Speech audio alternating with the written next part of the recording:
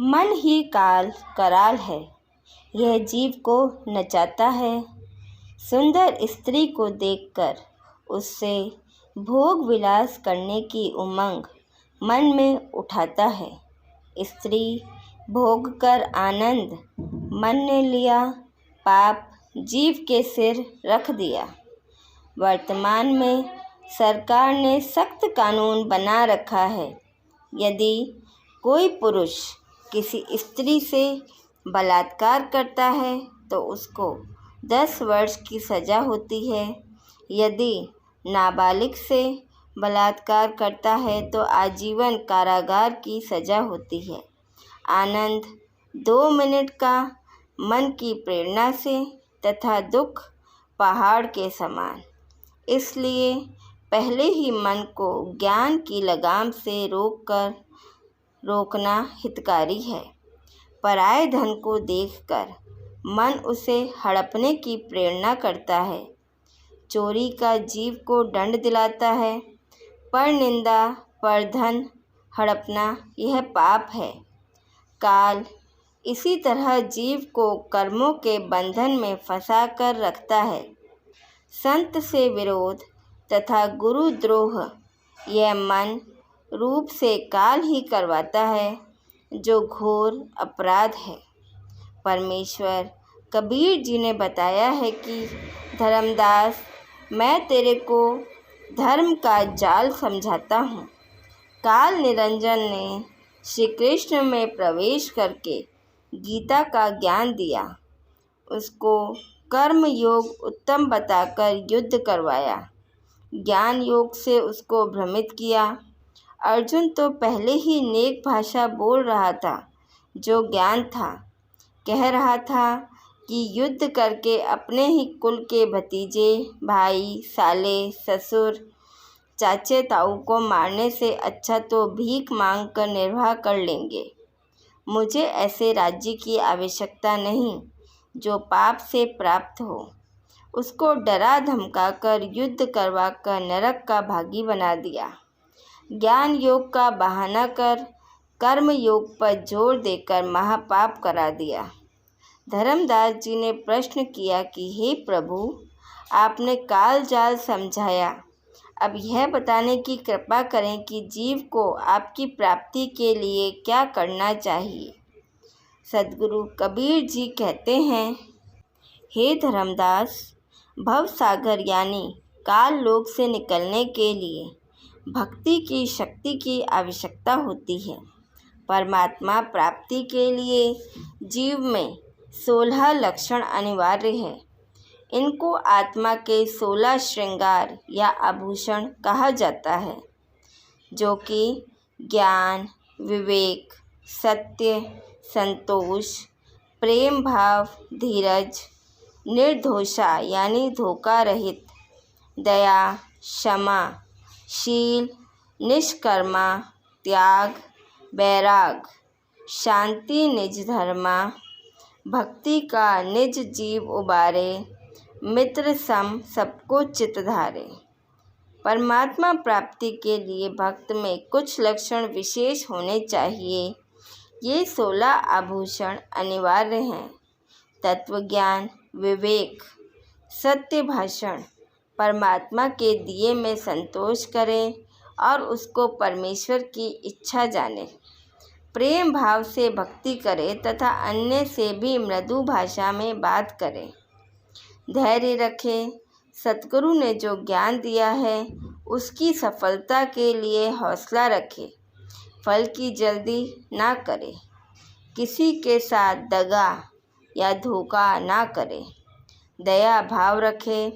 भक्त तथा संत का आभूषण क्षमा भी है, शत्रु को भी क्षमा कर देना चाहिए। शील स्वभाव होना चाहिए, भक्ति को निष्काम भाव से करें, सांसारिक लाभ प्राप्ति के उद्देश्य से नहीं करें। त्याग की भावना बहुत अनिवार्य है। वैराग्य होना चाहिए, संसार को आसार तथा अपने जीवन को अस्थायी जानकर परमात्मा के प्रति विशेष लगाव होना मोक्ष में अति आवश्यक है। भक्त का विशेष गुण शांति होती है, यह भी अनिवार्य है। भक्ति करना यानी भक्ति करके अपने जीव का कल्याण कराए। प्रत्येक व्यक्ति के साथ मित्र के समान व्यवहार करना चाहिए। ये उपरोक्त गुण होने के पश्चात सतलोक जाया जाएगा।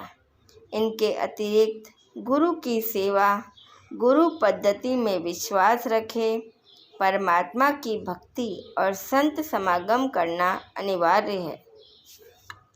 परमेश्वर ने बताया है कि उपदेशी को चाहिए कि 15वें दिन कोई धार्मिक अनुष्ठान यानी पाठ कराना चाहिए। यदि 15 दिन में नहीं करा सकता है तो महीने में अवश्य कराए। निर्धन के लिए कहा है कि यदि कोई रंक हो तो वर्ष में 2 बार कराए या वर्ष में 1 बार अवश्य कराए। यदि वर्ष में नहीं कराएगा तो वह भक्त साकट यानी भक्ति भावहीन कहलाएगा। 1 वर्ष में भी पाठ करवाए तो उसके जीव को मोक्ष में धोखा नहीं। कबीर नाम श्रद्धा से जपे यानी गर्व के साथ कबीर जी का नाम ले। शर्म नहीं करे कि यह भी कोई परमात्मा का नाम है। ऐसे कहने वालों से डरे नहीं, शर्मावे नहीं।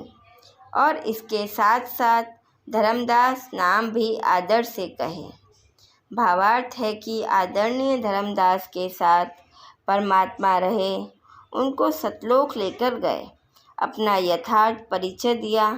धर्मदास जी ने अपने आँखों देखा, कानों परमेश्वर से सुना।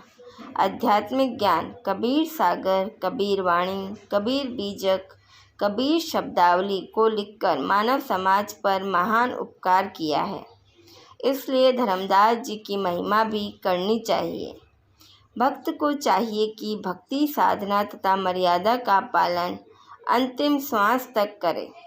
जैसे शूरवीर युद्ध के मैदान में या तो मार देता है या स्वयं वीर गति को प्राप्त हो जाता है, वह पीछे कदम नहीं हटाता। संत तथा भक्त का रण क्षेत्र भक्ति मंत्र जाप तथा मर्यादा है। जो शिष्य गुरु से विमुख हो जाता है, नाम खंडित कर देता है, तो स्वाभाविक ही वह गुरु में कुछ दोष निकालेगा, जिस कारण से नरक में अग्नि कुंड में गिरेगा। यदि गुरु विमुख होकर भक्ति छोड़ देता है तो उसको भी बहुत हानि होती है। जैसे इन्वर्टर को चार्जिंग पर लगा रखा है पर वह चार्ज हो रहा है। यदि बीच में चार्जर निकाल लिया जाए तो वह इन्वर्टर जितना चार्ज हो गया था उतनी देर लाभ देगा, फिर अचानक सर्व सुविधाएं बंद हो जाएगी। इसी प्रकार उस शिष्य की दशा जाने। गुरु शरण में रहकर मर्यादा में रहते हुए जितने दिन भक्ति की वह शक्ति आत्मा में जमा हो गई, उतनी ऊर्जा चार्ज हो गई। जिस दिन गुरुजी से विमुख हो गया, उसी दिन से भक्ति की शक्ति आनी बंद हो जाती है। यदि गुरु विमुख यानी गुरु से विरुद्ध करके गुरु त्याग देना होकर भी उसी गुरु द्वारा बताई गई साधना मंत्र आदि करता है तो कोई लाभ नहीं होता।